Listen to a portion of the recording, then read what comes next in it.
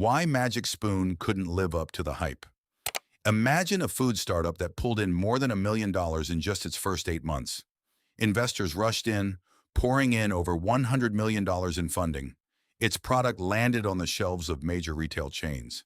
Every sign pointed to a massive success story. But behind these impressive numbers, a problem was quietly eating away at the business's foundation, until eventually the company's revenue dropped dramatically. This is the story of Magic Spoon, the high-protein breakfast cereal that briefly became one of the most hyped food startups on social media. In this video, we're breaking down why a startup that had every ingredient for success ultimately failed to hold on to its momentum. Magic Spoon launched in 2019 with a highly ambitious mission: reinventing the breakfast cereal category, a category that had been in decline for years, with a high-protein, low-carb formula. The founders believed they could revive this fading category by following the same disruption playbook used by well-known brands like Dollar Shave Club and Method. Brands that had successfully disrupted old industries with a bold, fresh, direct-to-consumer approach. But there was one fundamental difference that, unfortunately, wasn't fully accounted for from the start. Razors and laundry soap are routine necessities. People will inevitably buy them again, sooner or later, because these products get used up and are needed continuously. Cereal is different. It's not an essential purchase people are obligated to make. People can easily switch to another breakfast option: eggs, toast, oatmeal, or even skip breakfast entirely. This made customer adoption far harder than it was for products like razors or soap, which are guaranteed necessities for nearly everyone. In its early days, everything looked incredibly promising. In just 8 months, Magic Spoon reached over $1 million in revenue. That number sounds like an instant success story worth celebrating. But behind this impressive early growth was a hidden problem: customer retention. Many customers bought the cereal once out of curiosity, maybe because of a catchy social media ad or a recommendation from their favorite influencer. But after trying it once, many of them rarely came back to buy it again. This is an extremely important warning sign that's often overlooked in the early growth phase of a startup. Viral demand alone isn't enough to build a sustainable business. High early sales numbers might only reflect consumer curiosity, not long-term loyalty. And without that loyalty, even the most impressive early growth can lose its momentum quickly. One of Magic Spoon's biggest strategic mistakes was trying to appeal to everyone, instead of focusing on one clear, dedicated niche. Imagine if Magic Spoon had consistently and strongly positioned itself around a specific consumer group: fitness enthusiasts who needed a high-protein intake, for example, or the keto community actively seeking low-carb products. Both of these groups have clearly defined needs and tend to be extremely loyal to brands that genuinely understand them. But instead of sharply focusing on one of these segments, Magic Spoon tried to reach everyone at once, from adults nostalgic for childhood cereal flavors to anyone simply looking for a generally healthier breakfast option. Without a clearly defined core audience, the brand ended up relying heavily on influencer-driven hype, rather than the kind of long-term customer loyalty that actually forms the backbone of a strong business. Influencer hype can certainly drive fast sales, but hype is by nature temporary. Once the trend moves on to something newer and more viral, consumer attention shifts with it, and Magic Spoon didn't have a strong enough base of loyal customers to withstand that decline. Magic Spoon's core marketing strategy leaned heavily on nostalgia, the promise of a healthier version of the sugar-loaded childhood cereal favorites people grew up with.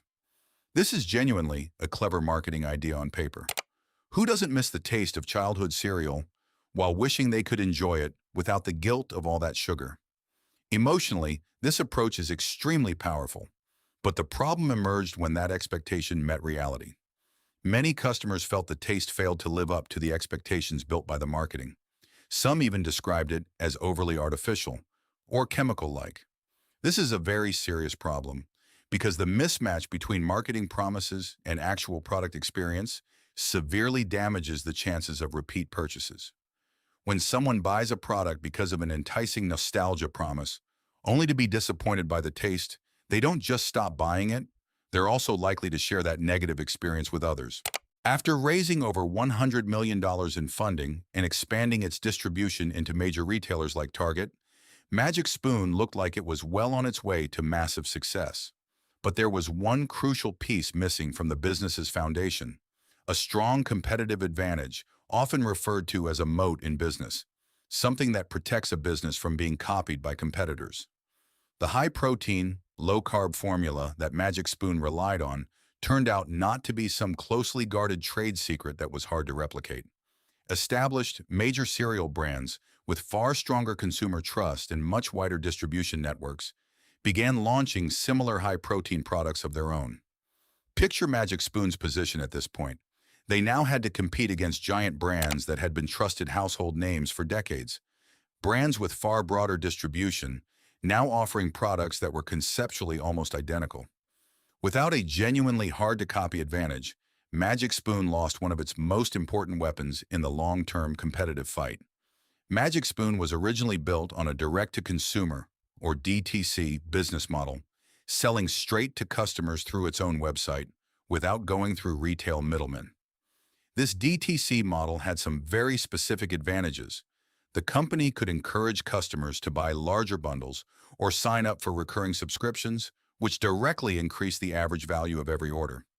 This model also gave Magic Spoon full control over the customer experience, pricing, and marketing strategy. But once the company decided to move into retail, putting its product on physical store shelves like Target, it lost nearly all of these advantages. On a retail shelf, there are no large bundle purchases or automatic subscriptions anymore. There's just one box of cereal sitting alongside dozens of other competing cereal boxes, competing directly on price and shelf appeal in the middle of a crowded supermarket aisle. This was a massive shift from an environment that had previously worked strongly in Magic Spoon's favor into a far tougher competitive environment that no longer played to its strengths. Entering retail also exposed another major weakness: pricing. Magic Spoon often costs more than twice as much as traditional cereal brands. That's a significant price gap for everyday consumers shopping on a budget at the supermarket. The problem is, because Magic Spoon's production costs were already high from the start, given the specialized ingredients required for its high-protein, low-carb formula, the company didn't have much room to significantly lower its prices without eating into its already thin profit margins. As a result, Magic Spoon struggled to attract everyday grocery shoppers, people who typically compare price per box and tend to choose the more affordable option, unless they have a very compelling reason to pay more. By 2024, customer dissatisfaction with Magic Spoon had become increasingly hard to ignore. One-star reviews began outnumbering five-star reviews, an extremely alarming signal for any business. The complaints varied widely: disappointing product taste, unsatisfactory customer service, and questioned ingredient transparency. More concerning still, instead of aggressively fixing the product and responding to these complaints, the company failed to address many of these recurring customer concerns.